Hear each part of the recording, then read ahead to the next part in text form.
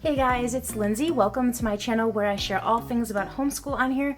Welcome to my family here. I share a lot of book reviews and I share lots of homeschool updates with you guys, homeschool planners, how I organize our homeschool, and a lot of other things. So if you guys like that type of content, I would love for you guys to subscribe to Mama Shmoo's Homeschool Reviews.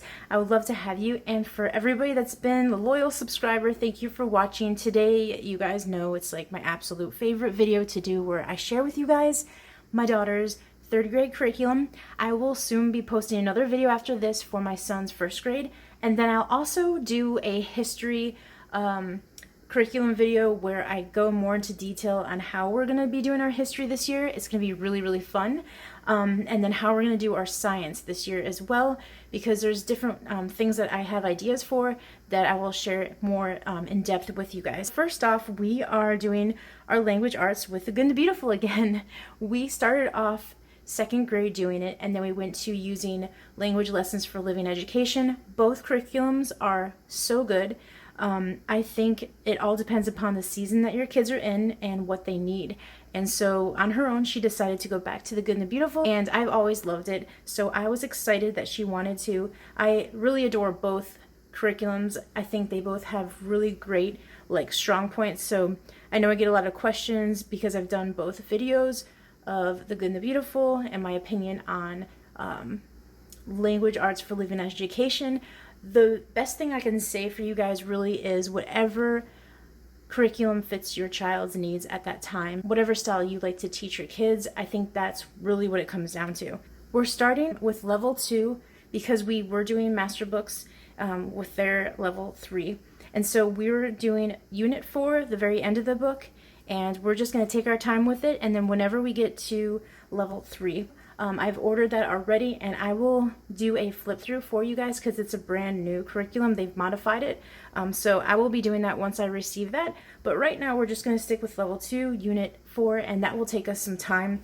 We're also going to be doing typing 1 by the Good and the Beautiful, and I read it a little bit and it says it's for ages 7 and up.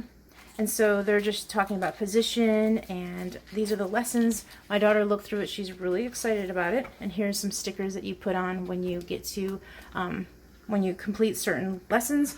And then she is doing handwriting level 4. Right now I have a cursive handwriting book that I got last year that she's still working through. And she just started cursive about a few months ago. And she's going very slowly, but I thought this would be a very good transition to go to level 4.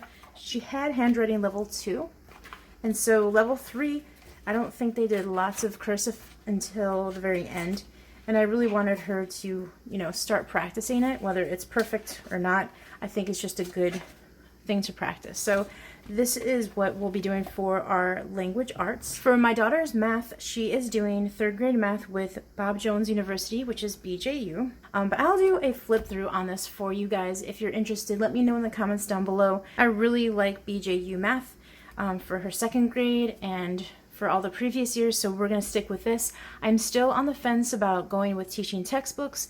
I want to try it out with her. If it's something that she wants to do on her own and she could become more independent. She did use it before and she really enjoyed it. She did 15 lessons and she did a great job. So I still wanted to purchase this because I still want to do work with her one-on-one, and then maybe we'll try to weave in the teaching textbooks, and then it'll help me let go of math and have her do it on her own. So it's all an experiment this year with third grade, and we will see how it goes. For history, I'm going to be using Story of the World Volume 2. We did Volume 1 in my daughter's first and second grade year, so we stretched that out for 2 years. This one I think we're going to stretch out for 2 years again because I have a first grader and my daughter's in third grade. So for third and fourth, I think we were going to stick with the Story of the World unless something changes, and my son will be in first grade and second. So we are going to make a unit study with the Story of the World where we read a lot of these books that I have stacked here on my side. I will do a flip through on all of these books and share with you guys how I'm going to be using the Story of the World in a future video, so stay tuned for that.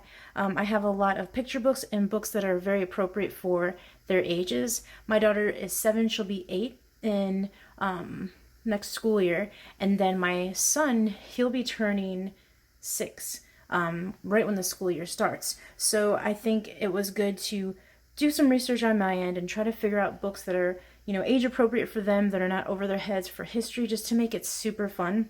So I will show you guys the stack of books on a later date, but this is what we're going to be using. This is the activity book, and this is the read out loud book.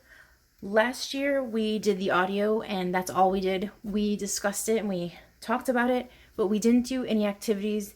We didn't do anything further than that, and that was totally fine for their age. I thought it was great.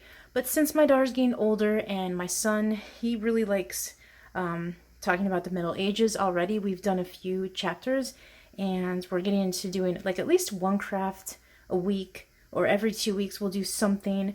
And then they like the coloring pages and the activity sheets in the back. So I will share with you guys how we're going to be using Middle Ages Story of the World Volume 2 for my third and my first grader. And then this is another subject that my son is going to be doing with my daughter, called Song School Spanish Book 1, and this is the workbook, and I'll do a full review of this and a flip through to share with you guys what it's all about. We actually did a Latin version of this with Book 1 in our co-op this year, and we absolutely loved it. My daughter loved it. This is the teacher's edition, and I am not sure if I want to keep this or not. This has a lot of extra activities and answer sheets. So I don't know if I really need the answer keys because it's very basic Spanish. So we're going to start off with book 1, and then we'll probably work our way to book 2 when we're finished with this. I wanted it to be a book that my first grader could jump on board and do with us. The Spanish curriculum, you have to purchase all separately, or you could buy in a bundle. I bought this through Amazon. And so in the student books, you get the music portion, and then you have to get the DVD set for it. So you can get the DVD, or you can go online and get the streaming videos, which I did. It was probably $6 cheaper, and then you can watch it on your computer, or you could stream it over to your TV. And so I will do a flip through on this. Here's a stack of books that I'm going to share with you guys. Some of them I want my daughter to read independently because she'll be in 3rd grade, so some of them she might want to read on her own.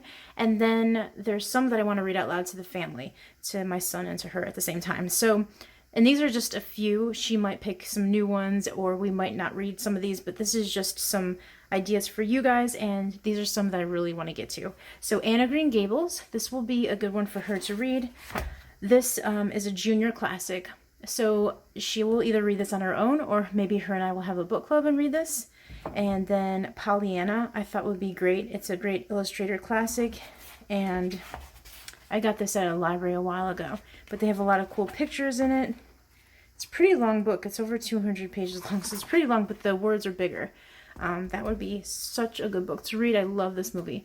And then Peter Pan is a movie that they just saw recently, like the old version on Disney Plus. And so I thought this would be a fun one for her to read. She wants me to read the original one. This one's for kids. So we'll see if I read out loud that one, or if she wants to read this one on her own. And Charlotte's Web is another one that I've been wanting to read forever. This school year I didn't get to it. I got to Stuart Little, but I did not get to Charlotte's Web yet. So this is definitely one of them on my list. And I have a whole set of My Father's Dragon series. We absolutely loved it. My daughter was in kindergarten when I read it to her as her first read out loud chapter books. And this was all recommended through Bookshark. So I might read this out loud again to my son, who is in 1st grade, because when I read out loud, he was like, I don't know, 3 years old, so he probably doesn't remember this, but I might read this again to the kids because these were so good. The Trumpet of the Swan, I definitely want to read this. I've heard that it's really good. Julie Bogart talks about this book it's really good, so I want to get to it. The Cricket in Times Square, not sure if I'll get to this yet, but I picked this up at the library sale a while ago, and I've been wanting to read this and we haven't gotten to it. And then this one is a read out loud that I want to read to both of them, called Mrs. Pigglewiggle. And this one looks so funny, and I think it would be great. I think this is the first one in the volume. So these are the books that, I have right now, and I'm sure I could always add to them when I get a chance to. But we've read lots of Little House on the Prairie series this year, so once we're finished with that, we will go on with some of these books. And these might be some of her independent readers that she wants to read, or she might pick different ones. But that is basically what my third grader is going to be doing for the next school year, which is so exciting, and it's coming really soon. We have a few more weeks left in our school year, so I just can't believe how fast this time has gone by. So let me know in the comments down below what you guys are going to be reading out loud and what books you're excited to start for the next school year. I will chat with you later. If you guys are not subscribed to my channel, like I said before, I would love to have you guys join. I will see you in my next video, and stay tuned for my son's first grade curriculum. And then I will also share history with you and how I will be using and incorporating the literature. And then I also want to share with you guys how I will be doing our science next year as well in a separate video. So thank you guys so much for watching. I will see you guys in my next video.